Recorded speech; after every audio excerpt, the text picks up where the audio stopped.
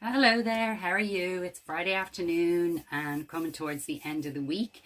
This second week in January, it may be your second week back in work, but for some of you, it may have been your first week back in work. So, how did it go? Congratulations on getting to this point, and it's a nice feeling getting to that first weekend, isn't it? So, really, these first few weeks in January are very much around just resettling back in, tuning back into all those things you were working on before Christmas, and trying to maybe get back up to those levels of performance and productivity that you were at before Christmas.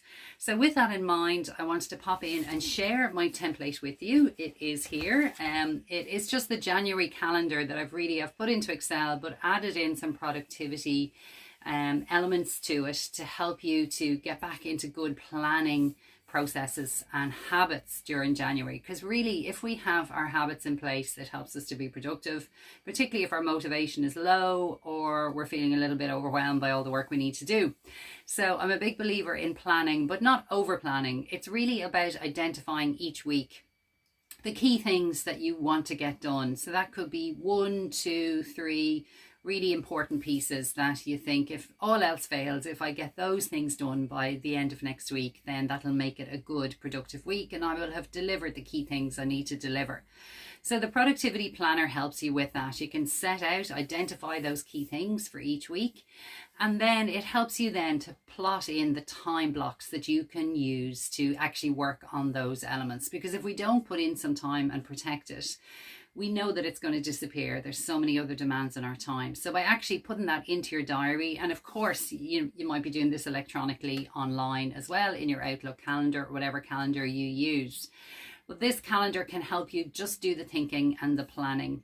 The other element to it is an area for you to review the week. So that idea of continuous improvement, so that we can, even if the week hasn't gone well, you haven't felt productive, lots of things cropped up that you hadn't anticipated, you can still gain from that. It can still be a productive week because you can review it and say, is there anything I can do differently next week? Be more prepared, maybe anticipate some of those things that are going to crop up. So that review really helps you. What worked this week? What did I try? What do I want to try next week? What do I need to change? And that constant review, just a few minutes each time that you make your plan, helps you to continuously improve your productivity approach.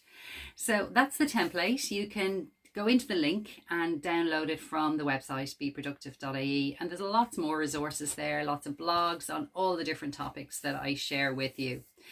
I'm a big believer in weekly planning, as I've said, and my great time to plan is actually Friday afternoon because it helps me to finish off the week. Everything's fresh in my mind about what I need to do. It's good to look into the following week as well so that, you're kind of on top of things, and then you can make that quick plan for next week. That really helps to switch off over the weekend. And of course, it also helps you hit the ground running when you come in on Monday morning.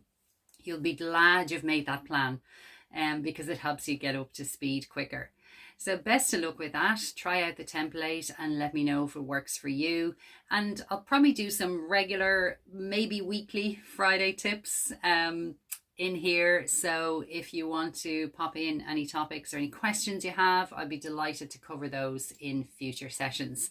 So listen, have a great weekend. We got to the end of that second week in January. Have a good week next week, and I'll talk to you soon.